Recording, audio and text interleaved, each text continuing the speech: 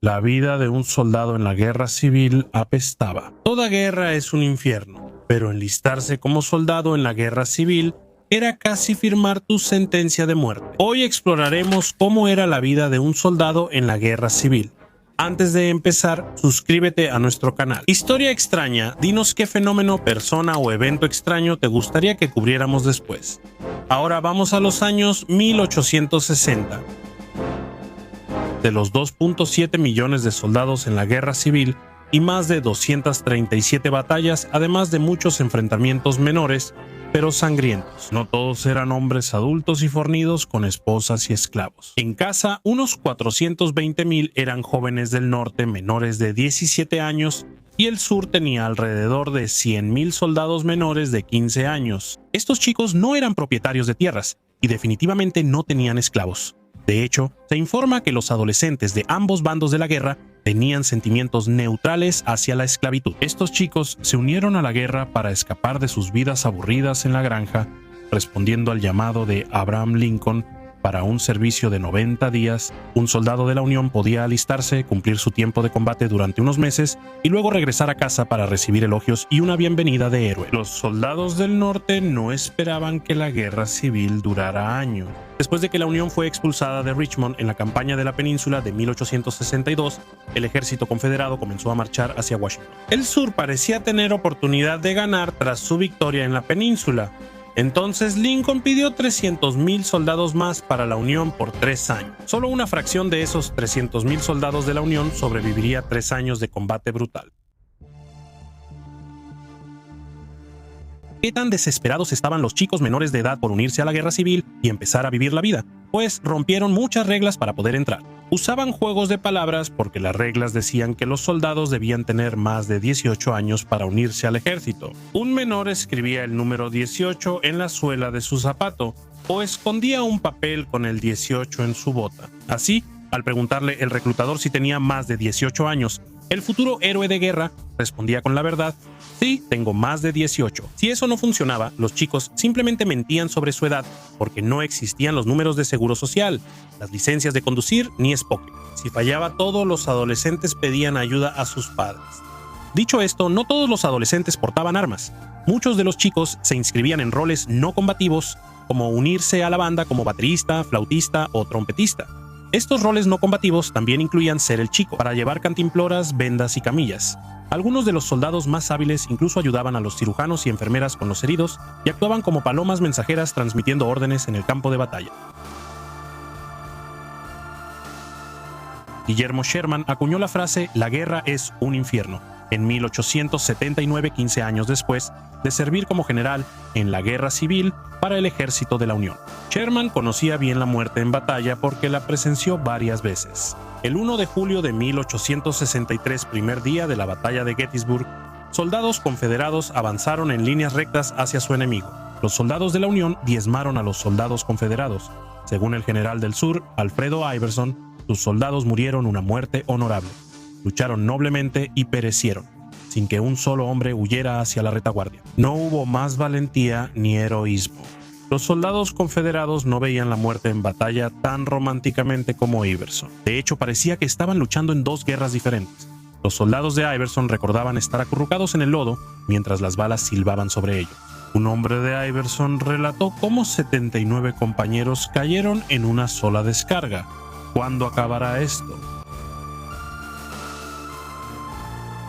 Según el libro, las tácticas de fusileros y de infantería ligera de Hardee buscaban proteger a los soldados del norte y sur mientras se les entregaba lo siguiente: cerdo, pan, carne de res, verduras, papas, chícharos, sémola de maíz, granos de café tostados y azúcar. Desafortunadamente, ambos bandos de la guerra tuvieron dificultades para suministrar a sus soldados estas necesidades básicas. Los confederados, mucho más que la Unión, Johnny Reb rara vez veía alguna de las raciones mencionadas. En cambio, los soldados confederados sobrevivían con pan de maíz, café, cigarrillos y cualquier cosa que pudieran robar. Cualquier alimento que los soldados lograban conseguir a menudo se infestaba de insectos, especialmente el arroz o los granos, en cuestión de días. Todo esto significaba que los soldados tenían que depender de su astucia para sobrevivir. Los soldados suplían sus pocas raciones recolectando comida, recibiendo cajas familiares o intercambiando artículos. Aunque comerciaban con el enemigo, Era común que soldados de la Unión cambiaran café por tabaco con confederados. Lejos de la vista de sus oficiales, los soldados de la guerra civil no tenían muchas posibilidades de sobrevivir si resultaban gravemente heridos en batalla. Imagínalo, disparas al enemigo cada 20-30 segundos, pero mientras recargas tu mosquete, te hieren en el estómago por fuego enemigo. En la década de 1860, los soldados heridos de la guerra civil de ambos bandos simplemente tenían que quedarse tirados en la loma cubierta de pasto y hacerse los muertos, donde les dispararon con la esperanza de que pasara una carreta de ambulancia y atendiera sus heridas. Si tenían suerte, llevaban un frasco lleno de whisky para sorber y así adormecer el dolor del agujero en el vientre. Si tenían suerte, una ambulancia de caballos pasaba con suministros médicos y los atendía. Si la ambulancia no llegaba al soldado herido, probablemente moría. Sin rodeos, recibir un disparo del Springfield modelo 1861 era malo, pero peor, la enfermedad. La cosa es que podías sobrevivir si te disparaban, pero si te enfermabas, contraías una enfermedad o desarrollabas una infección durante lo que se ha llamado la guerra más sangrienta en la historia de Estados Unidos, estabas prácticamente muerto. Para ponerlo en perspectiva, la Unión sufrió la pérdida de 44,000 vidas por disentería y diarrea. Para ponerlo en perspectiva, la Unión perdió 44,000 vidas por disentería, lo que equivale a 10 batallas de Gettysburg. En la guerra civil, murieron más hombres por enfermedades que por otras causas. El soldado de la Unión, Theodore Gerrish, describió estas condiciones. Una de las características más desastrosas de la sombría situación era la terrible enfermedad de los soldados. Los hombres no estaban acostumbrados al clima, la exposición ni la comida. Todo era muy diferente a su hogar. La infección era grave porque los médicos no esterilizaban el equipo. Durante el conflicto, los hospitales amputaron a 60,000 hombres. Al menos 1 de cada 4 murió por infección. Todos recordamos por qué sucedió la guerra civil, ¿verdad? ¿Verdad? Lo que no entendemos es cómo creían que los afroamericanos iban a ayudar a destruir la Unión. Como los confederados temían armar a sus esclavos, los hombres negros del sur fueron reclutados para trabajos de campamento. Lo más cerca que estuvo la Confederación de reclutar esclavos para las filas fue en las últimas semanas desesperadas de la guerra. Cuando la Unión reclutó soldados negros, Jefferson Davis declaró que serían esclavizados o ejecutados si eran capturados. Líderes confederados se burlaron cuando un general propuso reclutar esclavos. El 13 de marzo de 1865, el Congreso Confederado autorizó el alistamiento de soldados negros sin garantizar su libertad tras la guerra. Su acción no cambió nada. La guerra acabaría en menos de un mes. Como soldado de la guerra civil, si no estabas disparando tu mosquete a la cara de tu enemigo en el campo de batalla o durmiendo, estabas haciendo ejercicios con tu tropa. Los soldados dedicaban su tiempo a prepararse para el combate, limpiar armas y practicar formaciones, además de hacer guardias y marchas largas. El soldado Theodore Gerrish contó que al inicio de la guerra los soldados no estaban preparados, nunca practicaban y la música venía de un cuerpo de tambores sin entrenamiento. Cada músico tenía su ritmo y cada hombre del regimiento marchaba diferente. Intentábamos mantener el paso, pero marchábamos, corríamos, caminábamos o nos deteníamos sin lograrlo. Aunque los soldados negros eran respetables, seguían sufriendo discriminación salarial en los años 1860. La Unión no reclutó soldados negros hasta 1862 y el reclutamiento creció tras la proclamación de emancipación en 1863. Y aunque les pagaban según la ley de milicia de 1862, los soldados rasos negros seguían recibiendo mucho menos pago por el mismo trabajo. Los soldados negros tenían descuento opcional en ropa, mientras que los blancos recibían $13 mensuales y una asignación de ropa de 3,50 centavos. Si eras uno de los cientos de miles de soldados en las líneas del frente, cargando tu mosquete con balas y pólvora y disparando cada 20 segundos si eras rápido, había muchas probabilidades de que tus brazos quedaran inútiles. Los mosquetes estriados de ambos bandos pesaban hasta 10 libras y su retroceso podía dejarte el brazo inutilizado tras dispararlos. Sam R. Watkins, soldado confederado, relató la experiencia. Al desvestirme, noté mi brazo golpeado y enrojecido de la muñeca al hombro, y dolía como una ampolla. Ese día disparé 120 veces. Estos mosquetes solían sobrecalentarse y dificultaban la recarga. Watkins dijo: mi brazo se calentaba tanto que la pólvora a veces se encendía antes de empujar la bala. A menudo debía cambiar mi brazo por el de un compañero caído. Olvidamos decir que los soldados, cuando no luchaban, dormían o limpiaban su rifle, leían y escribían mucho. Era vital que los soldados leyeran todo lo posible y escribieran seguido a sus familias, aunque les costaba contar los horrores vividos. Muchos creían que no podían contar sus experiencias a civiles, pero algunos lo intentaron.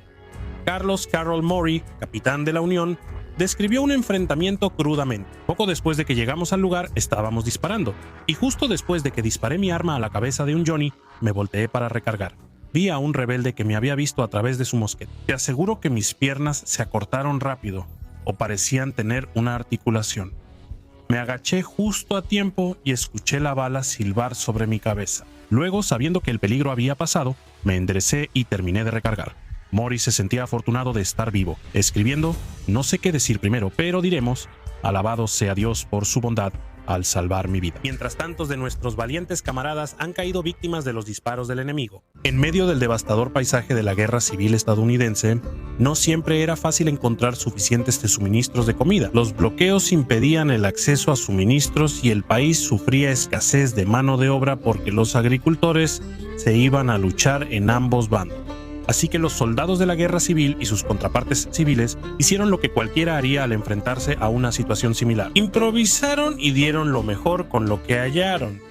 Hoy en Historia Extraña veremos algunos alimentos poco comunes que se comían en la guerra civil. Civilicioso. A todos les gusta el café. En un análisis de contenido de cartas de la época de la Guerra Civil, un historiador notó que la palabra café aparecía con más frecuencia en la correspondencia que palabras como guerra, esclavitud y Lincoln. Había una diferencia significativa en la forma en que ambos bandos hablaban sobre la bebida. Los soldados de la Unión comentaban cómo hacían café, mientras que los del sur hablaban sobre la ausencia de café y sus sustitutos. Antes de la guerra civil el café era básico, pero durante la guerra se volvió un lujo. Tanto los soldados de la Unión como los confederados tomaban mucho café siempre que era posible. El problema era que no siempre había buen café, así que los soldados improvisaban con cacahuates, achicoria, granos y manzanas. Algunos usaron bellotas o camotes de forma creativa. Según el general Jeb Stuart, el café de camote era fácil de hacer. Los soldados pelaban y cortaban los camotes en trozos del tamaño de una baya de café. Luego colocaban los trozos al sol para que se secaran. Una vez que estaban secos y tostados a color marrón, los soldados los molían hasta obtener la consistencia del café molido. Luego solo había que mezclar el polvo con agua hasta obtener una pasta. Un poco de agua caliente y dejarlo reposar transformaba la mezcla en una bebida que los soldados podían disfrutar con su desayuno. La disparidad del café impactó al sur, y a veces llamaban café Lincoln a sus mezclas improvisadas por los métodos e ingredientes extravagantes. El café era un producto esencial para ambos bandos, y a veces los soldados recibían recetas o preparaciones de café únicas enviadas desde casa. Cuando el general Jorge Pickett recibió una nueva mezcla de su esposa, comentó: "Ningún moca o java ha sabido tan bien como esta mezcla de centeno y camote". Como digas, Jorge. El ejército planeaba que sus raciones duraran solo 3 días en campaña. Desafortunadamente, la carne fresca a menudo se echaba a perder o se infestaba de moscas poco después de que los soldados la recibían, así que el ejército encurtía la carne para que durara más tiempo. Así surgieron la carne de res y cerdo saladas. Ambos tipos de carne eran raciones estándar entonces.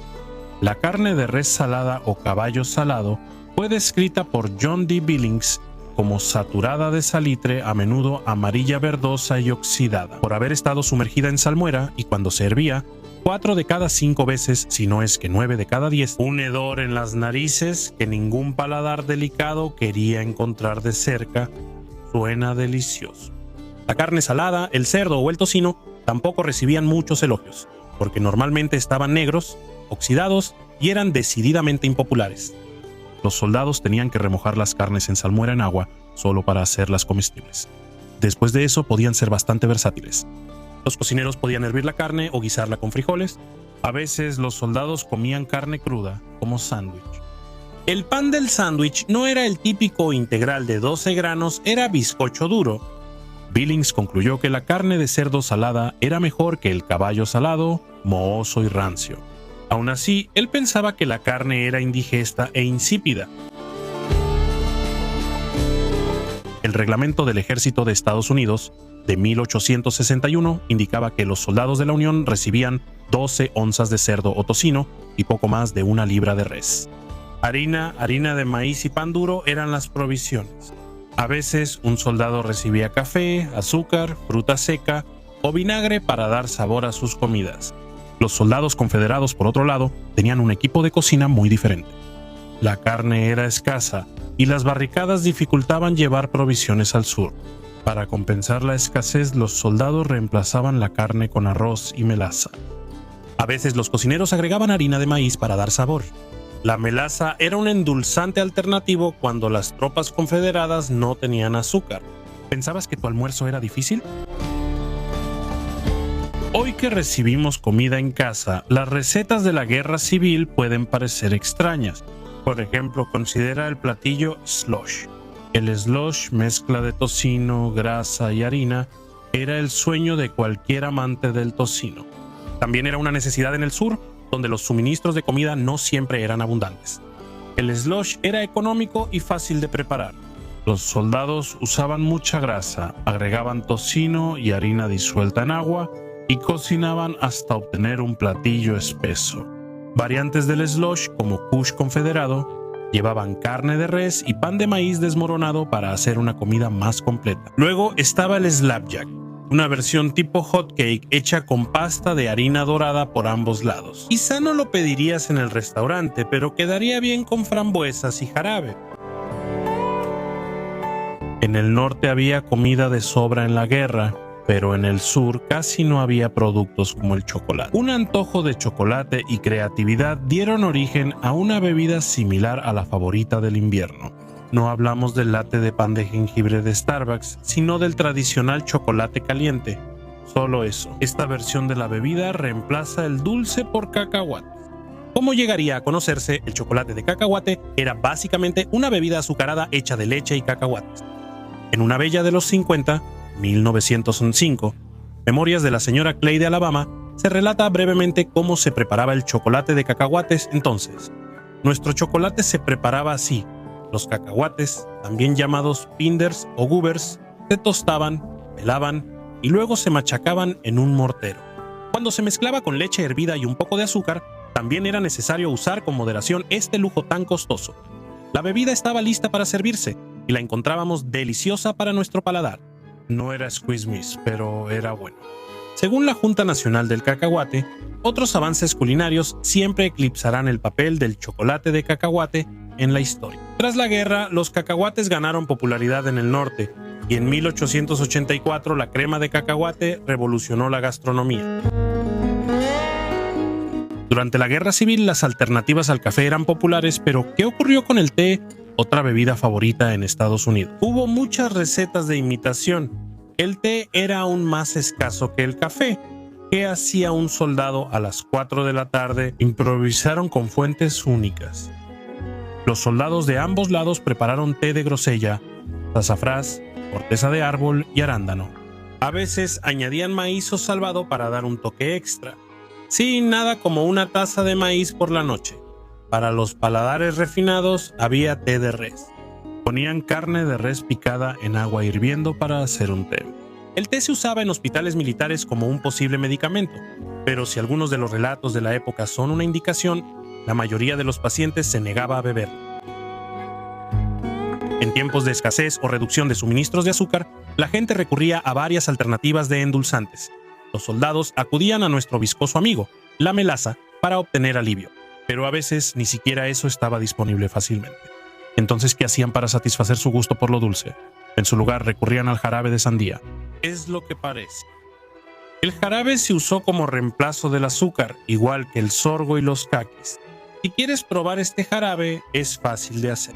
Simplemente haz un puré con 4 tazas de sandía sin semillas, agrega 1 taza de azúcar y luego hiérvelo a fuego lento hasta que se convierta en una reducción de jarabe. Déjalo enfriar, refrigéralo y sírvelo como aderezo para postres. Si el jarabe de sandía no es lo tuyo, entonces podrías preparar las cáscaras de sandía como conservas. Conservar las cáscaras de sandía de esta manera en realidad se remonta a antes de la Guerra Civil. En 1858, Godet's Lady's Book publicó una receta para conservar cáscara de sandía. La receta decía remojar la cáscara de sandía 3 días en agua salada, con alumbre y limpia, cambiando el agua a diario. Para evitar sabores extraños, el alimento básico de los soldados solía ser el hardtack, hecho de sal, harina y agua, más similar a una galleta salada que a pan. La galleta 3X-3 de media pulgada de grosor era tan dura que los soldados la remojaban en café o té para comerla.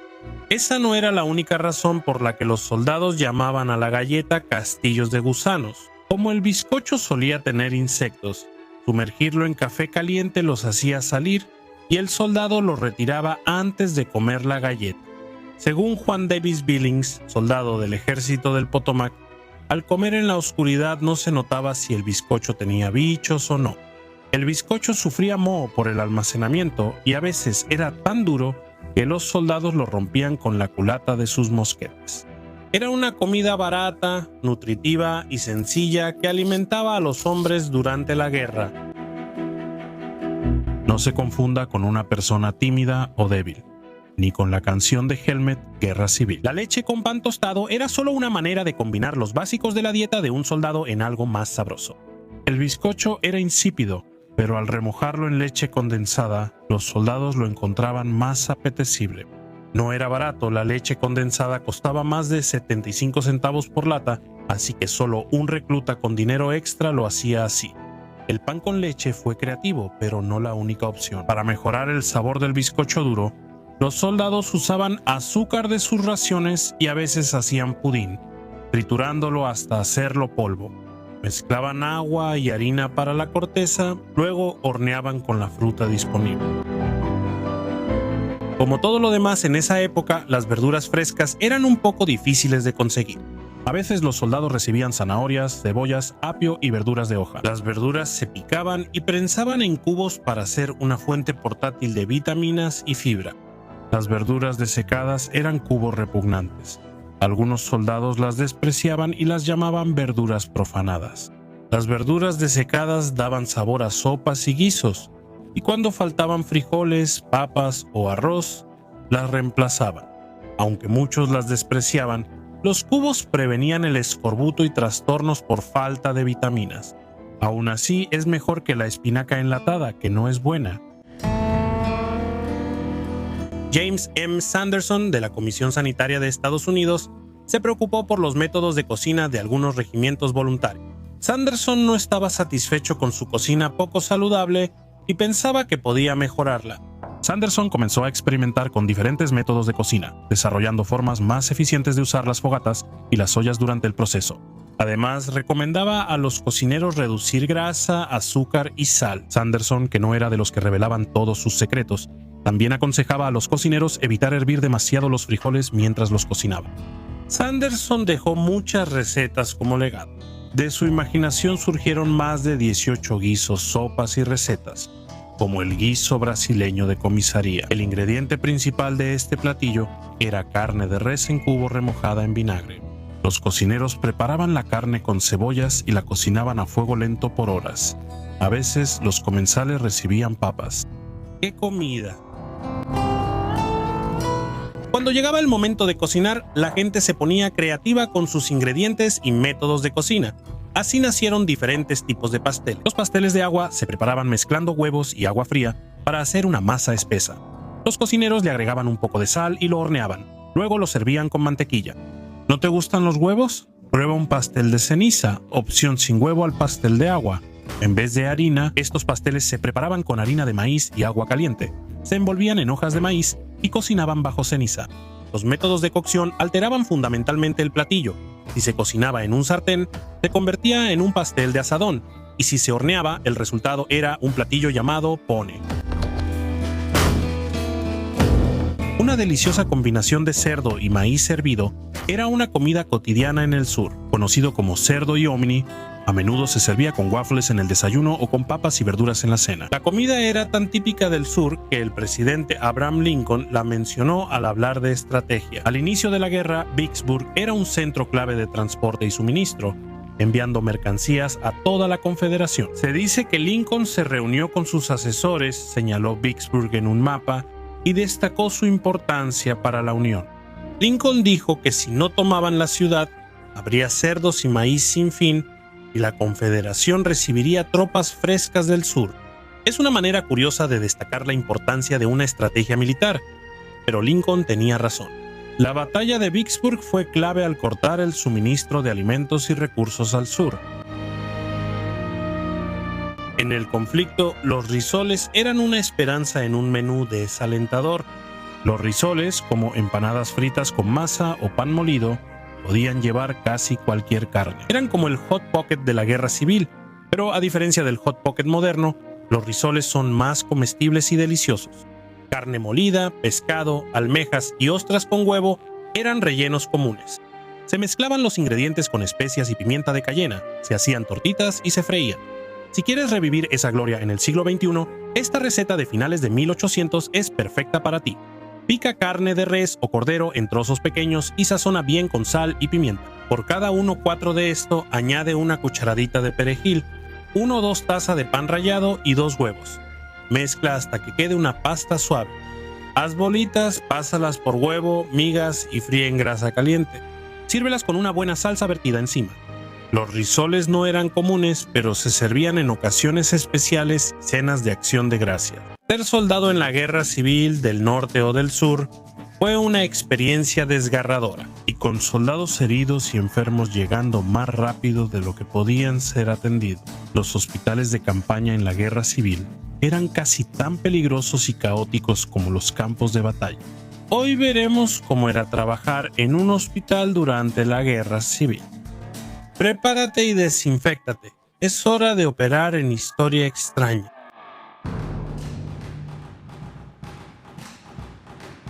La Guerra Civil estadounidense ocurrió del 12 de abril de 1861 al 26 de mayo de 1865. La guerra finalmente cobraría la vida de más de 1 millón de estadounidenses, el 3% de toda la población del país en ese momento. Historiadores afirman que la Guerra Civil causó más muertes estadounidenses que todas las demás guerras del país juntas. Aunque el personal hacía su mayor esfuerzo, los hospitales de campaña solían estar cerca del frente. A veces estaban a solo 1 milla, distancia fácil de caminar, salvo que hubieras perdido el pie por un cañón. Si eras un soldado que resultaba herido en el campo de batalla, un hospital de campaña sería tu primera parada para recibir atención médica. También eran instalaciones improvisadas en graneros, iglesias o casas particulares. Los hospitales de campaña solían tener pocos suministros, sobre todo en el sur. Muchos medicamentos que los doctores de la guerra civil requerían se producían en el norte de Estados Unidos. Para obtener estos medicamentos, los sureños debieron ingeniárselas. A veces implicaba evadir bloqueos de la Unión o contrabandear medicinas al sur, cocidas en enaguas de mujeres simpatizantes de la Confederación. Las cirugías solían hacerse en cualquier superficie plana, como mesas o puertas. También a menudo se realizaban al aire libre, lo que no solo ayudaba a ventilar el olor extremadamente desagradable de las heridas de guerra, sino que también permitía a los cirujanos usar la luz natural del día durante una operación en lugar de la tenue luz de las velas. Eso era bueno porque sus ojos siempre estaban cansados por tantas cirugías que hacían. Nadie estaba preparado para el costo humano sin precedentes de la guerra civil, así que los cirujanos terminaron tratando a muchos más pacientes de los que cualquiera esperaba. Los médicos, frecuentemente abrumados, trabajaban hasta la extenuación en un ambiente caótico y desconcertante. Los pacientes no tenían mucho que hacer más que estar acostados. Algunos gritaban delirantes y llamaban a sus seres queridos, mientras que otros permanecían acostados en silencio, luciendo pálidos por los efectos del shock. Suena como el DMV. A pesar de los mejores esfuerzos de los cirujanos, los hospitales tendían a estar perpetuamente llenos, y las condiciones de vida eran tan inadecuadas para los heridos que muchos pacientes terminaban muriendo simplemente por su estancia en el hospital. Los soldados de la guerra civil sufrieron condiciones terribles. El doble de soldados murieron por enfermedades que por heridas de combate. Eso suena bastante mal. Fue una gran mejora comparado con la guerra con México, donde hubo de 7 a 10 muertes por enfermedades por cada muerte en combate. Diarrea y disentería eran muy comunes y causaban muchas muertes. Otras enfermedades prevalentes incluían el sarampión, la viruela, la malaria, la neumonía y una extraña afección de la piel conocida como picazón de campamento. Es distinto a cuando nadaste en el lago ese verano. Por suerte, los doctores contaban con remedios creativos que a veces funcionaban. El escorbuto era un problema bastante común entre los soldados de la guerra civil y el remedio para ello, porciones regulares de verduras verdes, era de los menos desagradables o de los más desagradables, dependiendo de qué tanto te gusten los chícharos. Los intestinos sueltos se trataban con tapón de opio y el estreñimiento con una mezcla de mercurio y tiza llamada masa azul. Problemas como bronquitis o neumonía se trataban con opio, cataplasmas de mostaza o quinina. Si eso fallaba, podían sangrar al paciente. El equivalente antiguo de tomar un vaso de jugo de naranja para quitarse un resfriado, solo que hasta ahora el jugo de naranja no ha matado a ningún presidente. La malaria, otra enfermedad común, se trataba con quinina. Y no había nada, usaban trementina. La picazón del campamento, dolorosa enfermedad cutánea de causa debatida, se trataba eliminando plagas del cuerpo o con una solución de raíz de pokerut. El tejido muerto alrededor de una infección se cubría con larvas para que consumieran la piel necrótica y permitieran que creciera tejido sano.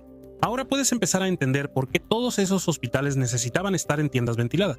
Y si te disparaban, bueno, probablemente solo te ofrecerían un poco de whisky para calmar el dolor. Desafortunadamente para muchos de sus pacientes, los profesionales médicos de la época de la guerra civil no sabían mucho sobre cosas como los gérmenes, así que no usaban esterilización ni realmente ninguna técnica higiénica. Los doctores no se lavaban las manos entre pacientes. Usaban ropa y herramientas manchadas de sangre de una cirugía a otra. Eso es, cuando usaban instrumentos quirúrgicos.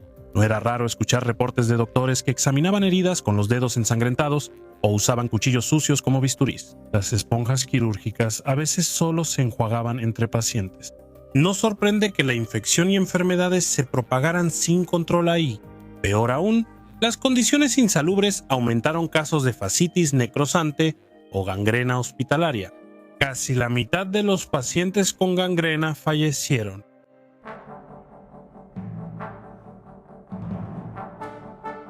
No todos los soldados podían ser salvados debido a la falta de personal, tiempo y equipo, lo que obligaba a tomar decisiones difíciles.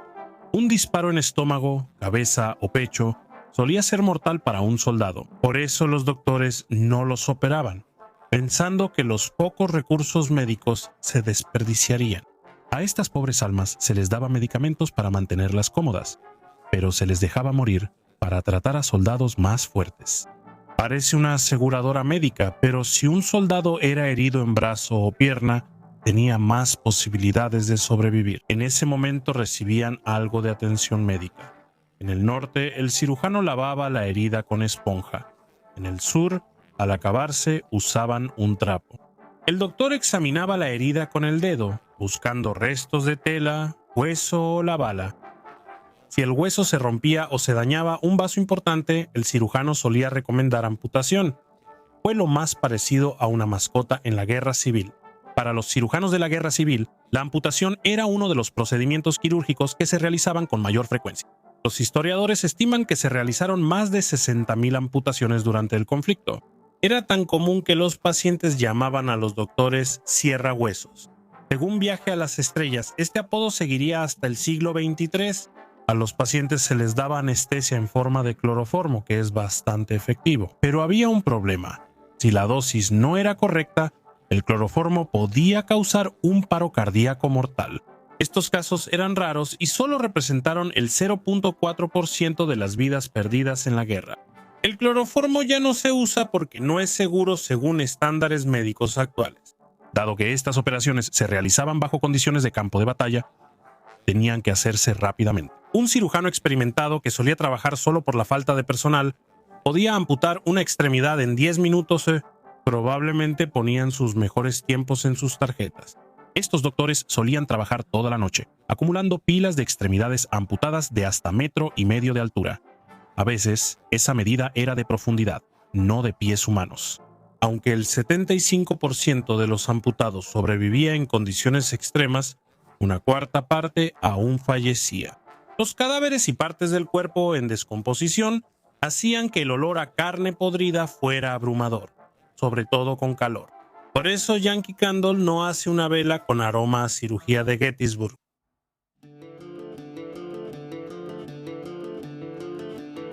No todos los cirujanos eran experimentados. En realidad era lo opuesto, ya que los estándares médicos de entonces permitían que los estudiantes terminaran la escuela de medicina más rápido.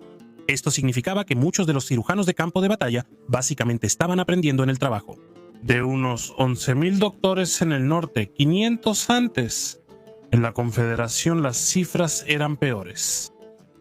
Solo 27 de sus 3,000 doctores tenían experiencia quirúrgica. Aunque el doctor fuera experimentado, podía estar borracho. El alcohol, como el whisky, solía usarse como anestésico, por lo que solía haber mucho disponible. Soldados decían que algunos cirujanos operaban bajo los efectos del alcohol por beber whisky. El ejército se tomaba en serio estas acusaciones y despedía a los médicos que se encontraban ebrios en el trabajo. Solo Ulysses S. Grant podía estar ebrio en el trabajo durante la Guerra Civil.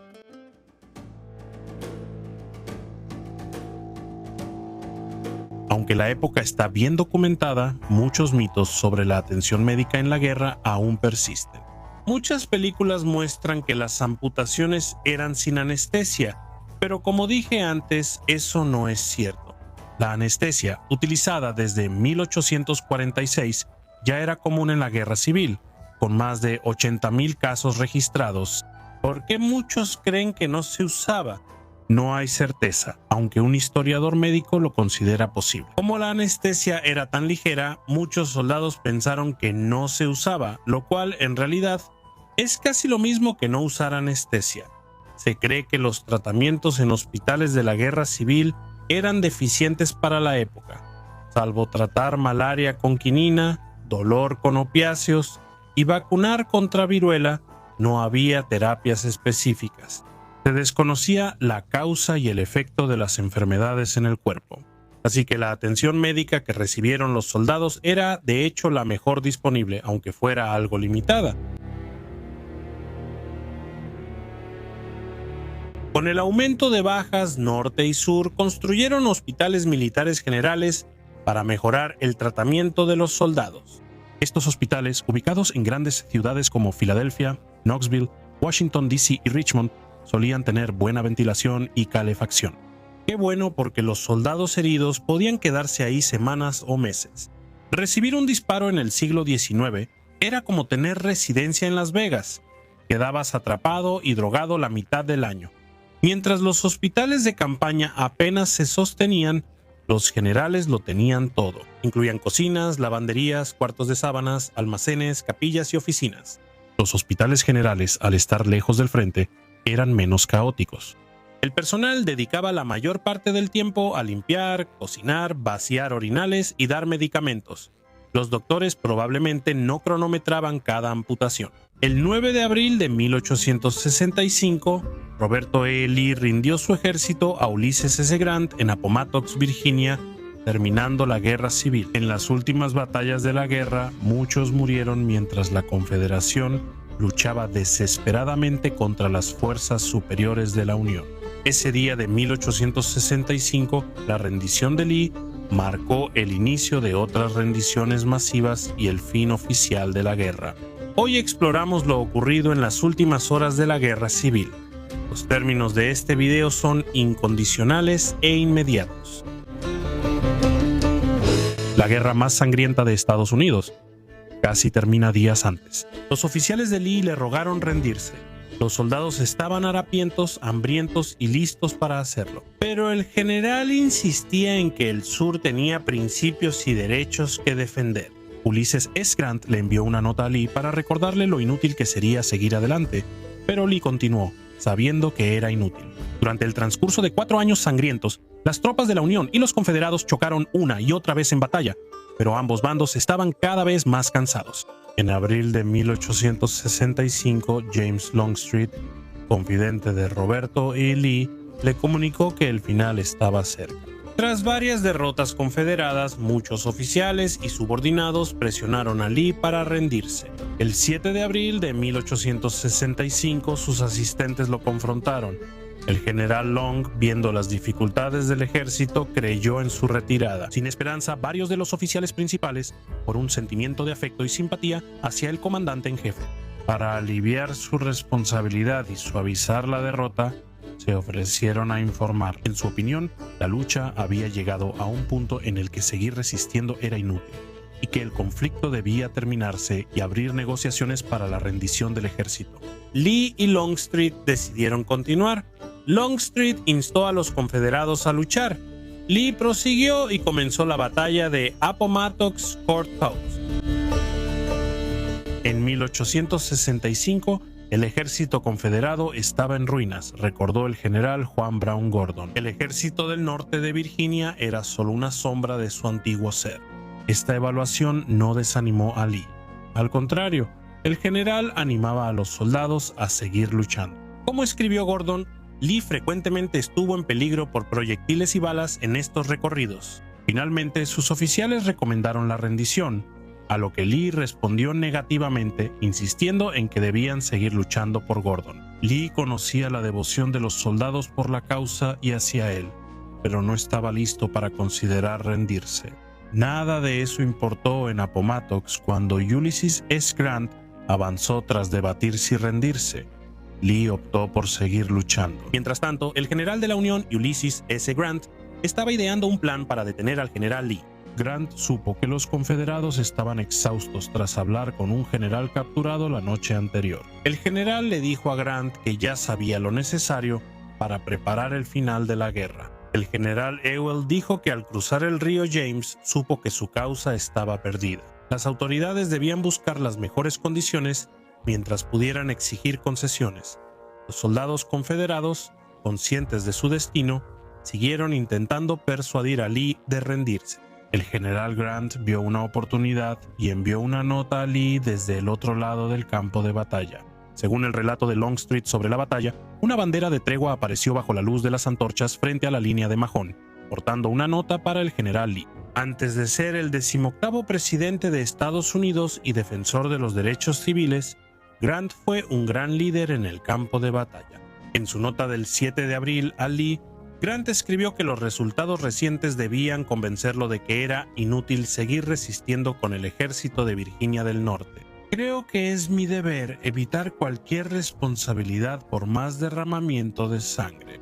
Al solicitar la rendición del ejército de Virginia del Norte, U.S. Grant, teniente general, Lee no coincidió con Grant sobre la desesperanza de la situación de su ejército y respondió por escrito: General, he recibido su nota de esta fecha, aunque no comparto la opinión que usted expresa sobre la desesperanza de una mayor resistencia por parte del ejército de Virginia del Norte. Comparto su deseo de evitar un derramamiento de sangre y, antes de analizar su propuesta, solicito me indique los términos que ofrece. Bajo la condición de rendición, la correspondencia entre los generales continuó mientras Lee se retiraba al oeste, lo que llevó al famoso encuentro en Appomattox.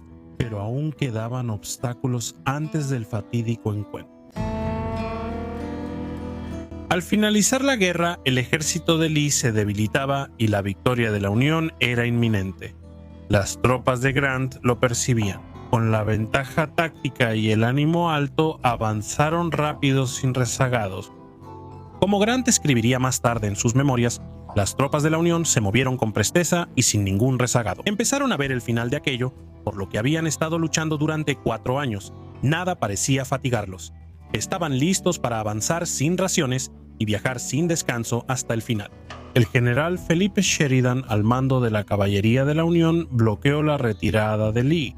Sheridan dejó al ejército de Lee sin provisiones y capturó 6,000 prisioneros en Sailor's Creek. Estas hazañas provocaron más deserciones confederadas y la rendición de Lee. El 9 de abril por la mañana, Sheridan informó a Joshua Lawrence Chamberlain que bloqueó al enemigo en Appomattox y capturó 3 trenes. Si tu división avanza aquí esta noche, lograremos grandes resultados. Por la mañana, Sheridan lideró a su caballería para derrotar a las tropas confederadas, además de destruir suministros y tomar ferrocarriles para impedir el viaje. Mientras tanto, la correspondencia entre Grant y Lee siguió, y Lee envió otra nota al general de la Unión tras recibir la de Grant esa noche. No buscaba proponer la rendición del ejército de Virginia del Norte, solo preguntar sus condiciones. Para ser franco, no creo que haya surgido una emergencia para rendir este ejército. Sin embargo, la paz debe ser el objetivo de todos. Quería saber si sus propuestas lograrían eso. Lee aceptó reunirse con Grant a las 10 a.m., pero Grant no estaba muy entusiasmado. Siguieron algunos intercambios más que culminaron en... El general Gordon terminó liderando una última y desesperada carga contra el ejército de la Unión, capturando 2 piezas de artillería de la Unión en el proceso. Gordon escribió sobre su orgullo en la batalla.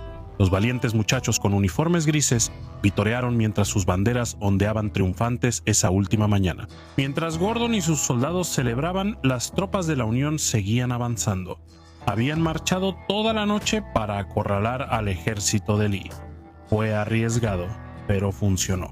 Grant dijo que su división avanzó tan rápido que sorprendió al enemigo al despertar ese día. Grant recordó que esto provocó un intenso enfrentamiento que rodeó al ejército de Robert E. Lee y los dejó sin suministros, terminando con Lee rindiéndose. También fue un poco melodramático al respecto. Al final de todo, declaró: "No me queda nada más que hacer que ir a ver al General Grant. Preferiría morir 1000 veces". El 9 de abril, Grant y Lee se sentaron en la sala de la casa de Wilmer McLean y negociaron los términos de la rendición de la Confederación en la tarde del 9 de abril de 1865. Grant no vestía para el final de una guerra, no esperaba resultados tan pronto y llevaba lo que llamaba ropa sencilla. Él estaba listo cuando Lee ondeó la bandera blanca. Algunos soldados de la Unión sospechaban una artimaña para que confederados escaparan, pero no era así. Horas después, ambos generales se reunieron en la casa McLean cerca de Appomattox. Lee llegó con su uniforme militar y una espada valiosa. Reflexionando sobre la reunión, Grant recordó después: "En mi traje de viaje sencillo, debía haber contrastado de manera muy extraña con un hombre tan elegantemente vestido, de casi 2 metros de altura y de figura impecable". En la sala de la casa de McLean, Grant y Lee discutieron a solas la rendición. Luego se unieron otros oficiales. El general Horace Porter describió la escena.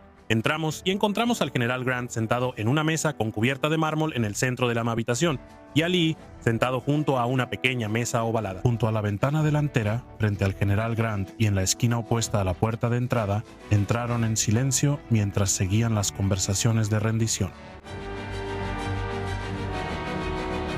En las negociaciones, Grant escribió rápido las condiciones de rendición para Lee y se detuvo al notar la espada ornamentada del oficial. Grant decidió que exigir a los oficiales confederados entregar sus espadas sería una humillación innecesaria, ya que había asegurado la rendición. No quería quitarles su equipaje, espadas y caballo. Así que añadió una línea a los términos oficiales de la rendición, declarando: "Esto no incluirá las armas personales de los oficiales ni sus caballos o equipaje privados". Lee aceptó los términos de Grant por carta. Ambos generales se dieron la mano y Lee salió hacia los escalones de la casa de McLean.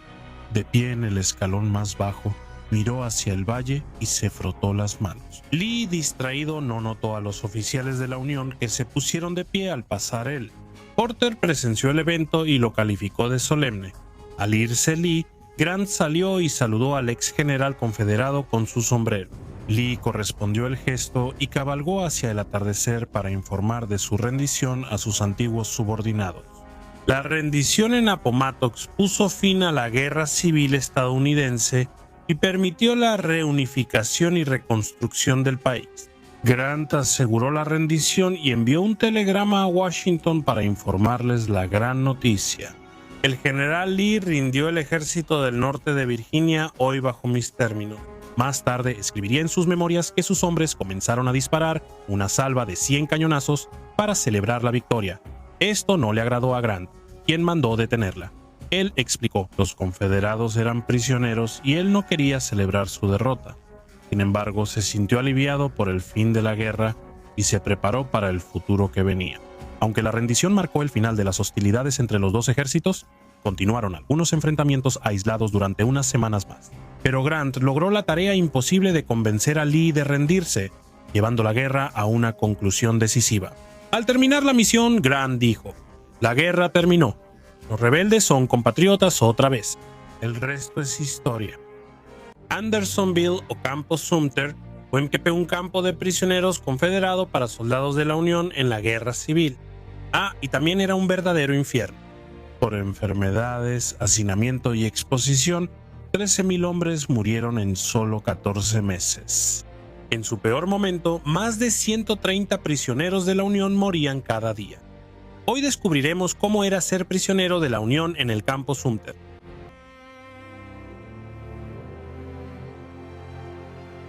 La Confederación apenas cuidaba a sus soldados, así que no sorprendía la falta de provisiones o atención para los prisioneros de la Unión. Muchos soldados de la Unión vestían harapos o iban sin ropa. A veces, debido a las inclemencias del tiempo, eran despojados de su ropa por sus propios compañeros rebeldes. Prescott Tracy, soldado raso de la Unión y prisionero en Andersonville, dio un impactante testimonio el 16 de agosto de 1864 sobre su cautiverio. La ropa de los hombres era muy pobre. Casi nadie tenía zapatos, y menos de 2,000 tenían abrigos y pantalones, siendo estos los que llegaron después. Más de la mitad estaban indecentemente expuestos, y muchos estaban desnudos. Estos prisioneros tampoco tenían protección contra el clima, como dijo el soldado Tracy.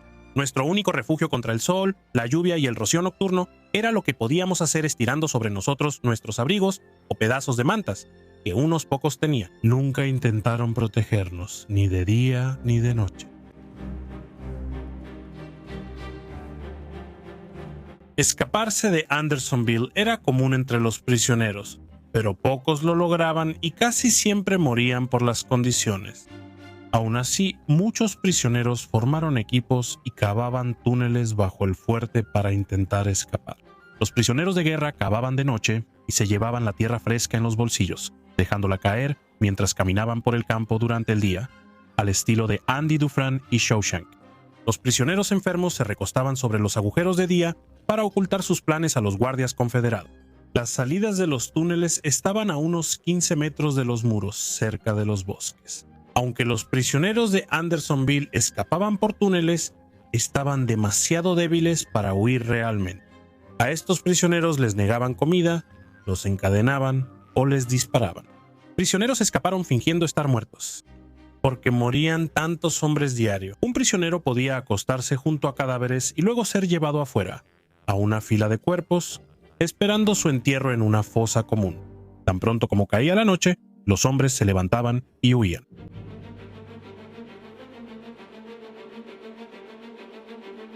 Poco después de recibir a los primeros prisioneros, una docena de prisioneros de la Unión usaron su ropa para escalar la empalizada de Andersonville.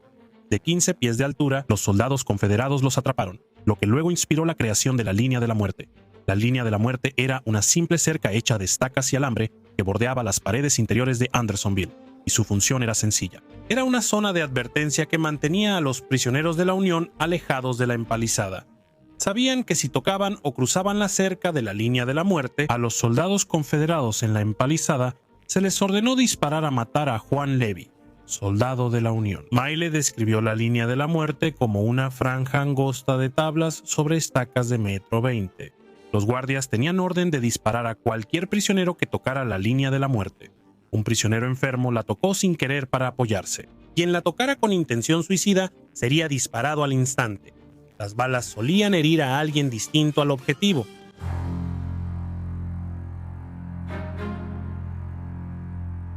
En Andersonville casi no había comida, y las raciones que recibían los prisioneros de la Unión solían estar podridas y apenas comestibles. La mayoría de los hombres comía pan de maíz y 4 cucharadas de arroz a la semana. Si recibían carne, casi siempre estaba en mal estado. Cerdo, ofensivo en apariencia y olor. Prescott Tracy relató cómo los confederados arrojaron las raciones al suelo a las 4 p.m. En la comida se acostumbraba a comer todo de una vez y no guardar para después. Como la distribución a menudo era desigual, algunos perdían las raciones por completo, pero la falta de raciones comenzó incluso antes de que estos prisioneros de guerra llegaran a Andersonville. Tracy dijo que en la marcha de 5 días al campo de prisioneros, las tropas de la Unión casi no comieron. En 5 días sumó 13 galletas en sus raciones.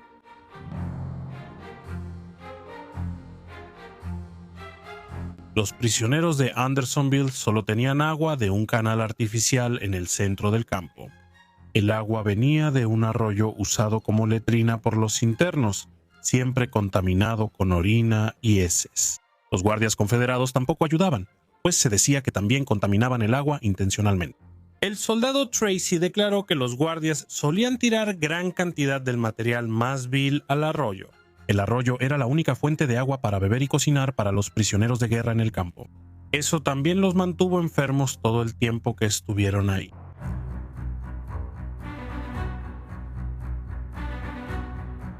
Los guardias confederados contaminaban la única fuente de agua limpia y aplicaban castigos crueles a los prisioneros de la Unión. Por ejemplo, si atrapaban a internos robando, algo común entre prisioneros de guerra, los ponían en el cepo o les hacían llevar bola y cadena. Si un prisionero enfermo no asistía al pase de lista, los internos podían perder la ración. Juan L. Ransom, intendente de la Compañía A, 9º de Caballería Voluntaria de Michigan, llevó un diario mientras estuvo preso en Andersonville. Relató cómo vio a guardias confederados disparar a un prisionero enfermo. Ransom recuerda ver a un prisionero de guerra febril y desaliñado caminar hacia la línea de muerte. El guardia disparó y la bala atravesó su cerebro. El pobre cayó en la zanja, escribió Ransom.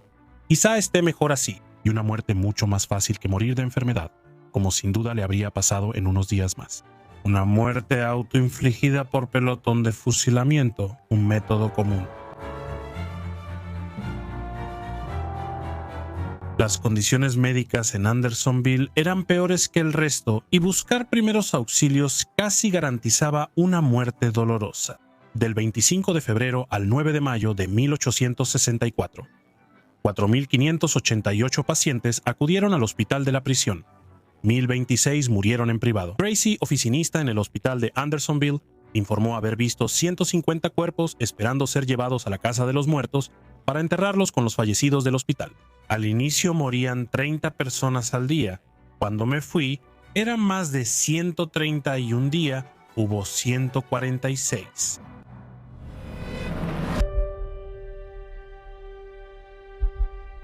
Como más de 100 hombres de la Unión morían a diario, la Confederación tenía problemas para manejar los cuerpos. Eventualmente, los prisioneros fueron obligados a cavar fosas largas y poco profundas para enterrar a los suyos. Los prisioneros de guerra luego colocaban a sus compañeros caídos uno al lado del otro, decenas de hombres a la vez, y los cubrían con tierra fresca y tablones de madera. Sin ataúdes ni ceremonia, nada privado. Tracy menciona las fosas comunes al llegar a Andersonville. Al entrar en la prisión del recinto, la encontramos abarrotada, con 28,000 de nuestros compañeros soldados. Por abarrotada me refiero a que era difícil moverse sin empujar o ser empujado. Estadísticamente hablando, mientras más tiempo permanecías dentro de los muros de Andersonville, mayores eran tus probabilidades de morir. Pero los confederados sí ofrecieron a sus prisioneros una salida, aunque con una condición. El ejército confederado ofrecía libertad y dinero a soldados de la Unión que juraran lealtad. Sin duda era tentador. Imagínalo, viviendo entre heces, sin ropa ni comida, enfermedades y muerte. Escapar y salir con dinero era obvio, pero los soldados de la Unión eran distintos. El soldado Tracy declaró que ninguno de sus compañeros de la Unión aceptó la oferta. Estos soldados pudieron fingir lealtad a la Confederación, irse libres y volver a la Unión con facilidad. Pero su honor y lealtad a Estados Unidos no tenían límites. Al terminar la guerra civil, las noticias y fotos de las atrocidades en Andersonville horrorizaban a los norteños. Tras reunirse con prisioneros de guerra liberados, Walt Whitman escribió: «Hay crímenes que pueden perdonarse, pero este no». Gran parte de la culpa recayó en Henry Wirz, el capitán confederado en Andersonville, y quizá la segunda persona más odiada en Estados Unidos, después de John Wilkes Booth. 2 días antes de que acabara la guerra civil, Wirz fue arrestado y luego juzgado por crímenes de guerra cometidos como responsable de prisioneros de la Unión. Más de 100 testigos declararon en el juicio. Wirz fue responsabilizado por la muerte de más de 13,000 hombres de la Unión y sentenciado a muerte el 10 de noviembre de 1865 en la prisión del Viejo Capitolio en Washington, D.C. Wirz murió en la horca. Antes de ser colgado le dijo al oficial: «Sé lo que son las órdenes, mayor. Me ahorcan por obedecerlas». Años después, algunos sureños creyeron que Wirz fue tratado injustamente, ya que solo obedecía órdenes. En 1908, las Hijas Unidas de la Confederación erigieron un monumento a Wirz a 1 milla del campo de prisioneros. Para limpiar su nombre de prejuicios, es de los pocos monumentos confederados que aún existen hoy. Queremos saber qué piensas. ¿Podría la historia repetirse y podría Estados Unidos ver otro campo? Sumter, Dan Sickles se convirtió en general de la Unión durante la Guerra Civil. Sin experiencia, perdió la pierna en Gettysburg y la donó al Museo Médico del Ejército. Además, mató a un hombre a plena luz del día. Y eso es solo el principio. Hoy vamos a hablar sobre el general más loco de la Guerra Civil. Dan Sickles nació en 1819, hijo de Susan Marsh y George Garrett Sickles, abogado de patentes y político neoyorquino. Daniel luego alegó haber nacido en 1825. Después explicaremos esto. Sickles estudió en la actual Universidad de Nueva York y aprobó el examen de abogacía en 1846 como su padre. Su ambición lo llevó a la política y, con apoyo de amigos en Tammany Hall, en 1847 Sickles fue elegido para la Asamblea Estatal de Nueva York. Sickles había conocido a Teresa Baioli durante años, era un amigo cercano de su familia e incluso vivió con ellos durante un año mientras se preparaba para la universidad. Por supuesto, en ese momento Teresa era solo una bebé, pero como dicen los pedófilos, el amor no conoce edad. Pese a la oposición de ambas familias, Daniel Sickles y Teresa Baioli se casaron en verano de 1852.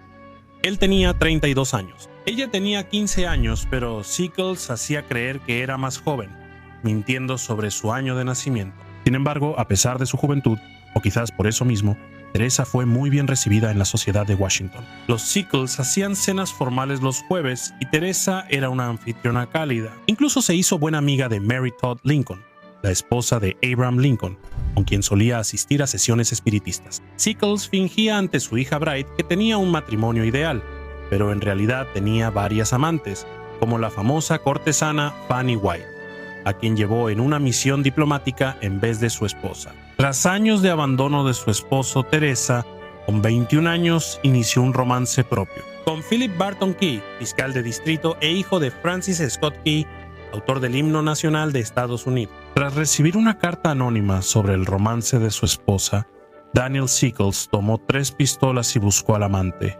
«Key, eres un canalla», le dijo. «Has deshonrado mi casa. Debes morir». A plena luz del día, frente a la Casa Blanca, Sickles disparó 2 veces al desarmado Key, apuntando a su ingle. Eso sí es mandar un mensaje. Felipe Barton Key murió horas después y Sickles fue arrestado por asesinato.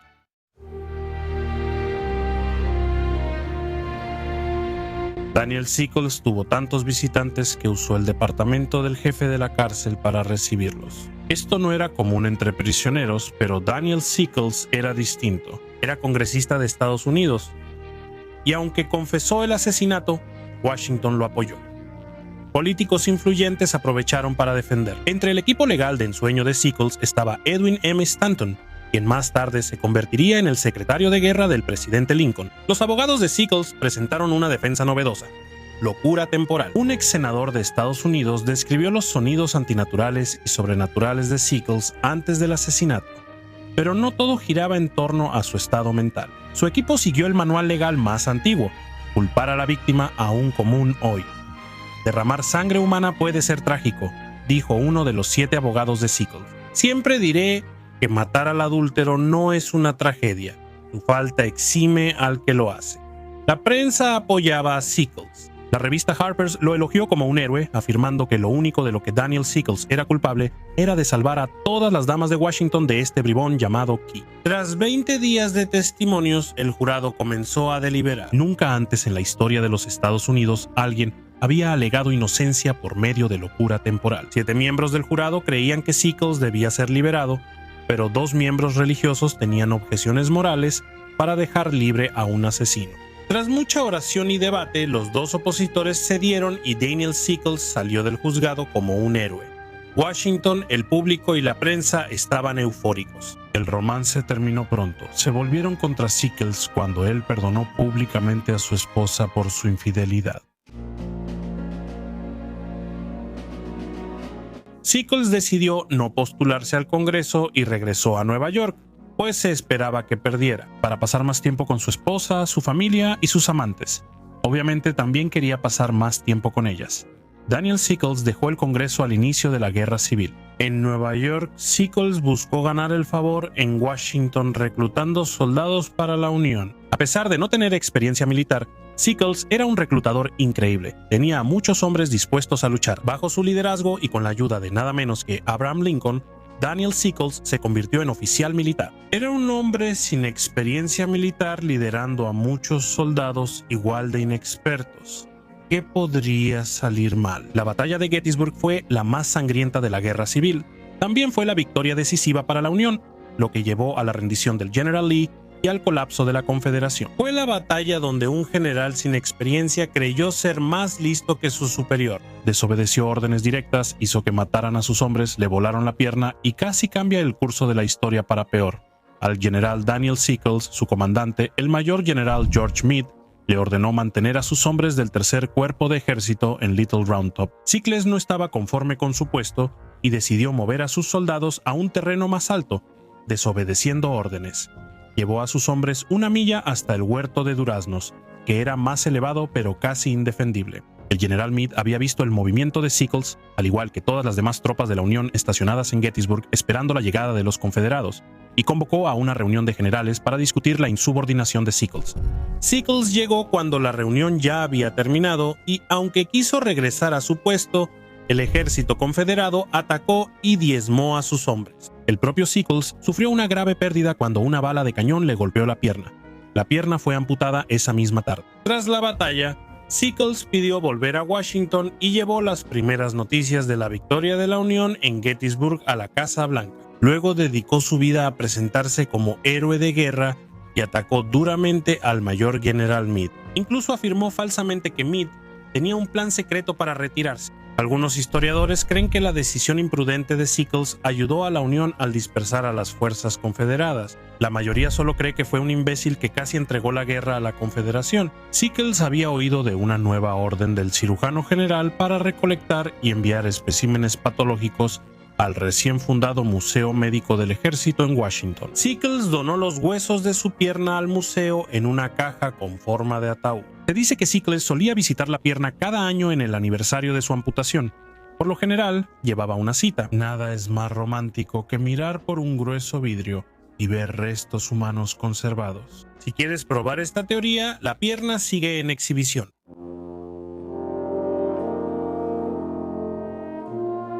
Después de la Guerra Civil, Sickles volvió a la política y promovió la reconstrucción, defendiendo un trato justo para los afroamericanos y los derechos de los empleados. También detuvo las ejecuciones hipotecarias de propiedades y prohibió la producción de whisky, así que era complicado. En 1869, Sickles fue embajador de Estados Unidos en México y España.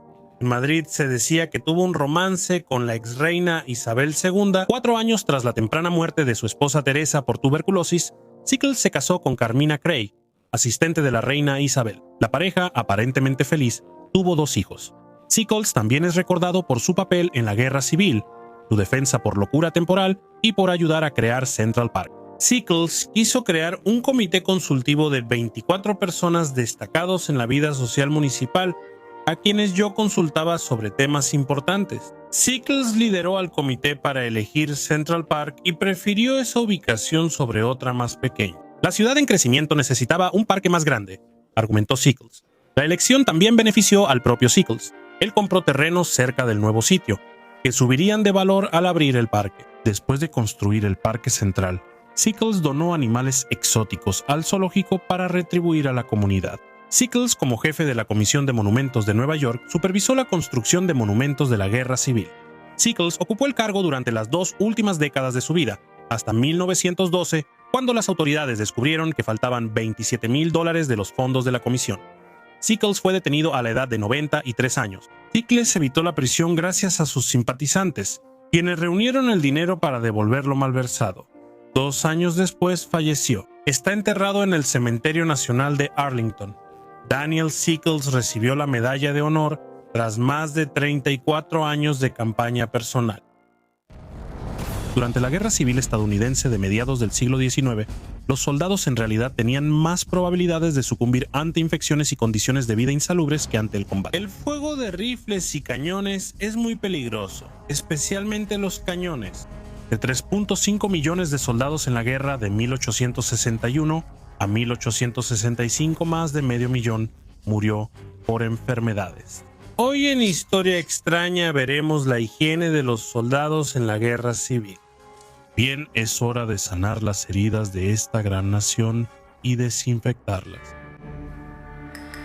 La falta de higiene básica causó cientos de miles de muertes en ambos bandos de la guerra civil. Según la historiadora Drew Gilpin Faust, las muertes por infecciones como malaria, disentería y tifus casi duplican la cifra de soldados que murieron en combate durante la guerra civil. Los soldados eran evaluados médicamente antes de combatir, pero solo se consideraba su capacidad física y mental. Si podían pararse, marchar recto, cargar un rifle y obedecer, eso era lo principal. Por eso, los exámenes no eran muy exhaustivos. De hecho, muchos eran tan laxos que a las mujeres soldados se les prohibía unirse a cualquiera de los dos ejércitos. Al menos 400 lograron alistarse exitosamente como hombres durante el transcurso del conflicto. Eso dice más sobre los doctores que realizaban los exámenes. Reunir a tantas personas de un continente tan grande y diverso trajo sus propios desafíos. Soldados de áreas rurales solían no haber tenido contacto con enfermedades infantiles comunes en ciudades, como varicela, sarampión o vaperas. A medida que llegaban oleadas de nuevos reclutas a los campamentos, cualquiera que no tuviera un sistema inmunológico completamente preparado probablemente sucumbiría a una de estas enfermedades. Los programas de vacunación ayudaron a frenar la propagación de la viruela en los campamentos, pero seguía siendo una preocupación importante que complicaba las cosas, aunque los comandantes a menudo les exigían bañarse una vez por semana. Nadie revisaba a los soldados para evitar que alguien como Stonewall Jackson estuviera oliendo axilas en el frente, así que muchos ignoraron este requisito. En el frente, los soldados solían compartir o reutilizar la ropa de otros. Los uniformes se confeccionaban apresuradamente tanto para las tropas de la Unión como para las confederadas, a veces con materiales de baja calidad, lo que hacía que se deshicieran rápidamente o que no lograran mantener a las tropas abrigadas, durante noches especialmente frías. Muchos soldados no tenían calzado suficiente. Se calcula que 1/3 de los confederados estuvo descalzo durante el conflicto. Si peleas descalzo en una guerra civil, el universo no quiere que triunfes. Compartir ropa suele ser molesto, sobre todo si eres el menor y tus hermanos mayores no tienen estilo ni personalidad. Ven y mírate, te queda increíble. Pero en tiempos de guerra, en realidad puede ser un riesgo para la salud. Las infestaciones de piojos se hicieron muy comunes, ya que las plagas se transmitían fácilmente en campamentos donde los hombres compartían ropa y vivían hacinados. Los piojos transmitían tifus, una enfermedad mortal y común en esa época. Durante la guerra civil, los piojos se hicieron tan comunes que entraron en la cultura popular. A veces, los soldados organizaban carreras de piojos, en las que ponían los insectos en una pista hecha a medida y los enfrentaban entre sí, apostando dinero al ganador en ocasiones. Se reportaron peleas de piojos, aunque no se sabe cómo eran oficialmente. Muchos soldados, sobre todo confederados con pocos recursos, robaban botas y ropa a enemigos muertos, prisioneros o heridos. Esto también contribuyó a la propagación de enfermedades, aunque no de una manera tan abrumadora y grave como en los campamentos donde vivían los soldados. Para decirlo en términos concretos, los campamentos de tiendas de campaña junto a las rutas de viaje y los campos de batalla donde los soldados vivían y dormían eran bastante sucios por cualquier estándar. La exposición continua al aire libre y al clima provocó varias complicaciones de salud. Muchos soldados llevaban una manta de hule para protegerse del suelo mojado, pero como pesaban mucho, muchos las dejaban para aligerar carga. Por eso, muchos soldados dormían en el suelo mojado, a menudo lleno de mosquitos y plagas. Esto causó epidemias de enfermedades de la piel y brotes de malaria. La malaria tuvo una de las mayores tasas de mortalidad en la guerra, causando más de 10,000 muertes de soldados, más de 1.3 millones de infecciones reportadas. El problema se volvió tan significativo que la revista Scientific American empezó a recomendar que los soldados se trataran con quinina como medida preventiva. La neumonía también fue otra enfermedad común, que acabó con un estimado de 20,000 soldados de la Unión durante el conflicto. Casi 30,000 soldados contrajeron tuberculosis y 7,000 murieron prematuramente. Un inspector de la Unión en ese momento reportó haber encontrado campamentos llenos de basura y comida desechada, parte de ella ya en estado de descomposición. También informó sobre la excavación de fosas justo fuera de los límites del campamento, en las que se arrojaban despreocupadamente desechos, desperdicios, estiércol y vísceras. Esto no solo representaba un riesgo para la salud, sino que también le daba a los campamentos un hedor uniformemente pútrido y apodrido, como un sándwich de ensalada de huevo que caducó hace 2 presidentes. Y si eso no fuera suficiente, otro gran problema era el desecho musehumano. Los campamentos tenían letrinas improvisadas llamadas sinks, que casi siempre eran solo zanjas abiertas. Estas letrinas solían estar cerca de donde dormían los soldados. Digo, lo entiendo. Es conveniente para esas idas al baño a medianoche, pero resulta ser una práctica de higiene terrible. La vida antes era más apestosa. Si las letrinas estaban lejos u ocupadas, los soldados usaban árboles y arbustos cercanos. Esto también podía ser un riesgo biológico cerca de donde la gente dormía o comía. A veces, los soldados cavaban letrinas cerca de fuentes de agua y contaminaban el agua potable del campamento. Las autoridades médicas sabían que hervir el agua la purificaba, pero esta técnica sencilla no se practicaba ampliamente. Muchas tropas se infectaron por enfermedades transmitidas por agua contaminada. El estrés de la guerra, junto con mala alimentación, desnutrición y enfermedades como disentería, cólera y fiebre tifoidea, causó muchos casos de diarrea y estreñimiento. Se estima que el ejército de la Unión tuvo más de 1.5 millones de casos de disentería o diarrea aguda durante el conflicto. Casi 3/4 partes de los soldados de la Unión sufrieron graves problemas intestinales durante la guerra por falta de agua potable y escasez de frutas y verduras frescas. No contaban con metamucil, probióticos ni yogur promovido por Jamie Lee Curtis. Así que consumir fibra diariamente y mantenerse regular era un verdadero problema. Estas condiciones también se trataban con quinina, así como con opio. En algunos casos, si tenías mucha suerte.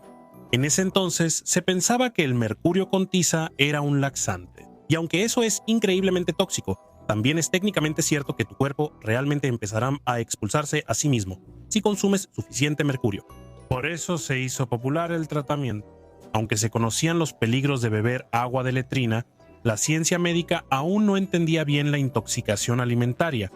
Los soldados solían comer en platos y utensilios sucios, contrayendo enfermedades transmitidas por los alimentos. Este era un problema lo suficientemente grave como para que la Comisión Sanitaria de los Estados Unidos advirtiera específicamente a los soldados que no usaran platos sucios, recomendando que restregaran sus sartenes en lugar de arriesgarse a enfermarse en el trabajo. La guerra civil fue hace pocos años. Joseph Lister publicó su artículo histórico, una disertación sobre el sistema antiséptico de tratamiento en cirugía, en la revista Medical Lancet en 1867.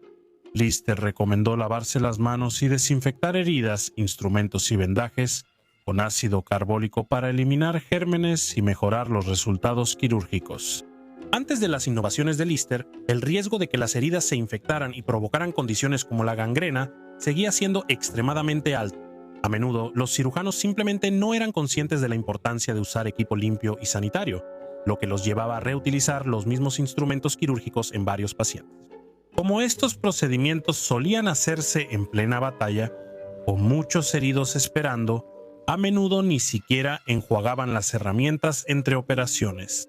En casos particularmente extremos, los cirujanos recurrían simplemente a usar sus propias manos desnudas para hurgar dentro de los pacientes buscando metralla, fragmentos de hueso u otros restos. Si sus manos seguían sucias o peor aún, cubiertas de sangre y fluidos corporales de un paciente anterior, esto ponía a todos en un riesgo significativamente mayor de infección. Las esponjas con sangre y pus a veces solo se enjuagaban rápido antes de usarlas en otro paciente.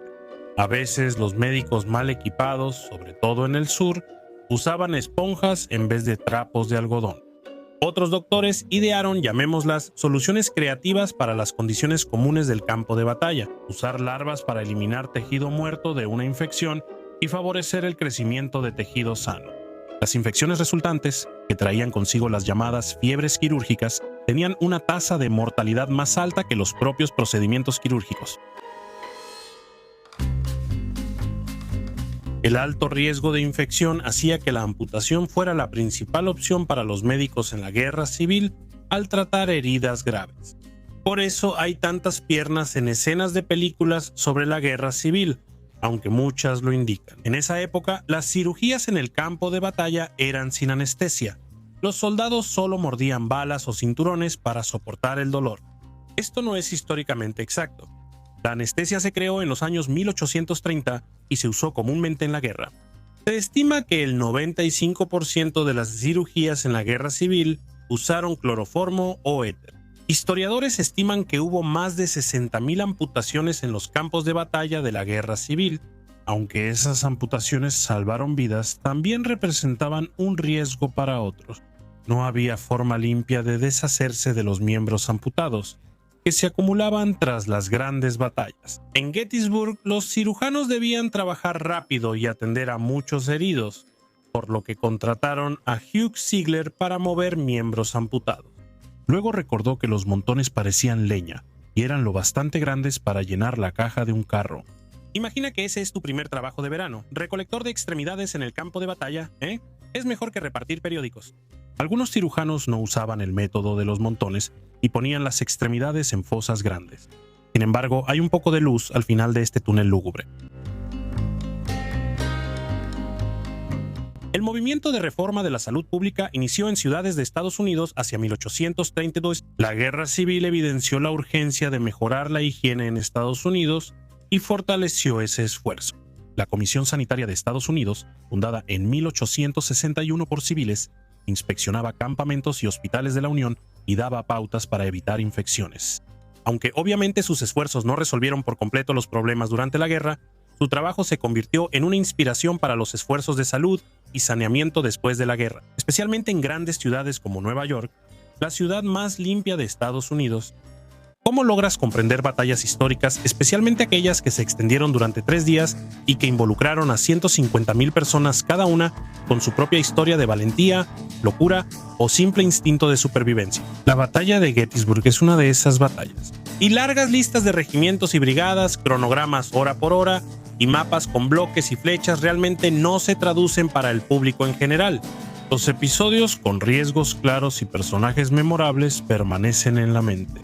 Así que hoy, en Historia Extraña, veamos algunas historias de Gettysburg donde la niebla de la guerra se disipa lo suficiente como para revelar la humanidad que hay dentro. Muy bien, soldados, formémonos. El 1 de julio de 1863, soldados confederados y de la Unión se enfrentaron en Gettysburg. La mayoría de los 2.400 civiles del pueblo actuaron con sensatez. Se apartaron del camino, o se quedaron encerrados en sus casas y sótanos, o se fueron a algún lugar menos propenso a los cañonazos. Pero no Juan Burns, de 69 años, aunque algunas fuentes dicen que era mayor. ¿Por qué no agrandar la leyenda? Había peleado en la guerra de 1812 y no soportaba que rebeldes tomaran su ciudad natal. Al oír el combate, le dijo a su esposa que iría a ver, tomó su mosquete y salió tranquilo a hacer historia. Burns se acercó a oficiales de la Unión ofreciéndoles sus servicios. Los hombres de la Unión se divertían con este personaje, pero Burns no se iba. Le dieron un rifle moderno de un soldado herido. Cuando la batalla se intensificó, Burns se puso tras un árbol y disparó a los confederados. Fue herido 3 veces en la lucha de ese día. El sargento Jorge Eustis relató: vi a un viejito acercarse por la retaguardia al mediodía. Lo recuerdo, llevaba un abrigo de cola de golondrina con botones de latón lisos, llevaba un rifle al hombro. Nosotros, los muchachos, empezamos a burlarnos de él en cuanto llegó entre nosotros, o eso creíamos. Ningún civil, en su sano juicio, se pondría en un lugar así. Cuando le preguntaron qué lo había llevado a salir en ese momento, respondió que los rebeldes habían ahuyentado o ordeñado sus vacas y que iba a desquitarse con ellos. Más tarde, los soldados de la Unión tuvieron que dejar atrás al herido Burns mientras se retiraban por el pueblo. Fue encontrado por los confederados. Si hubieran sabido que estaba luchando sin uniforme, podrían haberlo ejecutado. Pero Burns se deshizo de su arma y fingió ser solo un civil indefenso que había quedado atrapado en el fuego cruzado. Los cirujanos confederados lo atendieron y lo dejaron volver a casa. Burns está conmemorado con una estatua en el campo de batalla de Gettysburg, y su valentía fue mencionada en un informe posterior a la acción por el mayor general Abner Doubleday. Agradezco especialmente a Juan Burns, ciudadano de Gettysburg de más de 70 años, que tomó su mosquete y ofreció ayuda al coronel Wister, del 150 Regimiento de Voluntarios de Pensilvania. El coronel Wister le sugirió luchar en el bosque por más refugio, pero él eligió unirse a nuestra línea de tiradores en campo abierto. Los civiles de Gettysburg enfrentaron decisiones cuando 2 grandes ejércitos chocaron en su ciudad. Algunos esperaron en casa o sótanos, otros ayudaron a los soldados de la Unión. Matilda Tilly Pierce, de 15 años, salió de su casa antes de los combates. Fue con sus amigas a una granja que pensaban estaría lejos de la acción, pero la granja resultó estar más cerca de los combates de lo que Tilly esperaba. Estaba cerca de Little Round Top, donde ocurrieron combates feroces. Con las unidades tan cerca, era inevitable que la granja se usara para el servicio. Tilly, como hospital de campaña, ayudó gustosa dando comida, agua y apoyando a cirujanos y enfermeras. Después escribió memorias sobre sus vivencias diciendo: Mientras la infantería pasaba, vi a un soldado exhausto arrastrándose en manos y rodillas. Un oficial le gritó con groserías que se levantara y caminara, pero el hombre dijo que no podía. El oficial levantó su espada y lo golpeó varias veces. Luego siguió sin importarle lo ocurrido. Aunque era la guerra y los comandantes suelen dejar a sus soldados, debió ser muy duro para un chico tan joven. Su historia es un recordatorio de que la guerra nunca es solo entre dos ejércitos, y el impacto de la batalla siempre se sentirá en ondas. Samuel Wilson Jr. era corresponsal de The New York Times y cubría el enfrentamiento en Gettysburg en ese momento. Bayard, su hijo, era primer teniente al mando de una batería en la 4ª Artillería de Estados Unidos. Durante los combates, el teniente Wilson fue herido por una bala de cañón confederada el primer día y murió. Su padre supo de su muerte durante la batalla. A pesar del dolor, escribió un despacho para el New York Times desde un hospital de la Unión el 4 de julio, supuestamente mirando el cuerpo de su hijo. El primer y último párrafo del despacho, que describían los aspectos generales del evento, insinúan el ánimo afligido del escritor. ¿Quién narra una batalla cuando su mirada está fija en una figura central de interés absorbente? El cuerpo sin vida de un primogénito destrozado por un proyectil en una posición a la que nunca debió haberse enviado una batería y abandonado a la muerte. En un edificio donde ni los cirujanos se quedaron, ¿qué más decir de la batalla?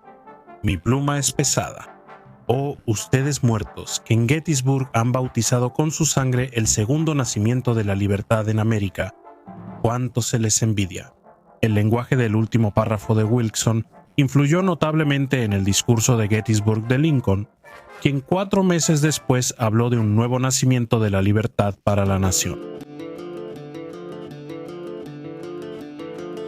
El coronel Joshua Lawrence Chamberlain, quien lideró el 20º de Maine y defendió Little Round Top ante la brigada de Alabama del general confederado Evander Lowe, es uno de los personajes más famosos de Gettysburg. Esto se debe a que vivió 50 años más, contó su historia y fue personaje central en la novela de Michael Sharwa, Los Ángeles Asesinos, luego adaptada a la película Gettysburg. También es porque la carga a bayoneta que ordenó, aunque quizá no salvó literalmente al ejército del Potomac, ciertamente no causó daño. Chamberlain tenía más preocupaciones ese día que cuestiones tácticas. 2 hermanos lo acompañaban en el 20º de Maine, aunque solo uno era combatiente. Tom Chamberlain era oficial y su hermano John se enlistó como no combatiente atendiendo heridos en el frente. Antes de la batalla en Little Round Top, Chamberlain le dijo a Tom: «Este será un día difícil para mamá». Los 3 hermanos Chamberlain sobrevivieron milagrosamente a Gettysburg, aunque con cicatrices. En una carta a su esposa tras la batalla, Chamberlain contó que su hermano John fue capturado brevemente por el enemigo. La pesadez de mi corazón hace que sea muy difícil para mí escribir una carta que debería ser solo de alegría y agradecimiento. Mi querido hermano fue hecho prisionero en la batalla y liberado bajo palabra por el enemigo en el campo. Le robaron absolutamente todo lo que tenía, incluso sus instrumentos quirúrgicos, pero no le hicieron daño. De otra manera, pudo llegar hasta mí descalzo y con las manos vacías, con casi nada a su nombre. La supervivencia de los hermanos fue una rara fortuna en una batalla que dejó familias destrozadas por generaciones. Wesley Culp, soldado nacido en Gettysburg y carretero, conocía bien la zona y era amigo de Jack Skelly. Culp se mudó a Virginia antes de la guerra, pero regresó a su ciudad natal como parte del 2º de Infantería de Virginia en la brigada Stonewall del 2º Cuerpo de Richard S. Ewell. Murió luchando en la granja Culp, propiedad de su familia. Para empeorar, su amigo Skelly de la 87ª Infantería de Pensilvania también murió en la batalla. Ambos hombres nunca coincidieron en batalla, pero tuvieron el mismo destino trágico.